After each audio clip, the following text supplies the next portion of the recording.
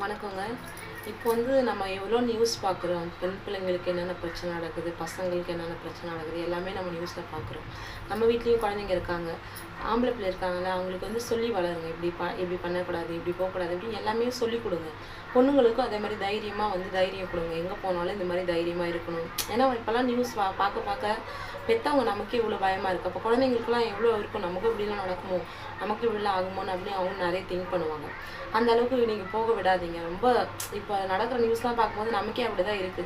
இருந்தாலும் நம்ம பிள்ளைங்களுக்கு இதெல்லாம் தப்பு, இந்த மாதிரி நம்ம இருக்கக்கூடாது. நம்ம நம்ம ஆம்பளை பிள்ளைங்களுக்கு நம்மளும் சொல்லி வளர்க்கணும். நம்மளால நம்ம பிள்ளைங்க நல்லபடியாக வளர்ந்தாலும் சமூகத்தில் நாளைக்கு எல்லாருமே நல்லபடியாக ஆவாங்க. இது தப்பு. ஃபோன் நம்ம கையில் இருக்க மொபைல் 50 விஷயம் நல்ல விஷயமா காமிச்சதுன்னா 50 விஷயம் கெட்ட விஷயமா இருக்குது.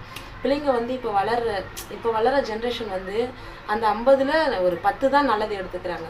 மற்றபடி 50ல் 40 விஷயம் கெட்ட விஷயத்தையே பார்க்குறாங்க, பார்க்கறதுக்கு தூண்டுறாங்க. மற்றவங்க தூண்டுதலாக இருக்காங்க வச்சுக்கோங்க. அவங்க கூட பழகுறவங்க எல்லாமே ஒரு அளவாக இருக்கட்டும். நீங்கள் கண்காணிங்க. உங்கள் பிள்ளைங்க மேலே ஒரு கண்ணு வச்சுட்டு நம்ம பிள்ளை இப்படி பண்ண மாட்டா அப்படின்ற ஒரு எண்ணம் வைக்காதீங்க.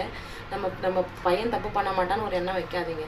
எல்லாருக்கும் ஒரு குறிப்பிட்ட அளவு இடம் கொடுங்க. நீங்கள் கண்காணிச்சிட்டே இருங்க. என்னோட சேனல் சப்ஸ்கிரைப் பண்ணிக்கோங்க.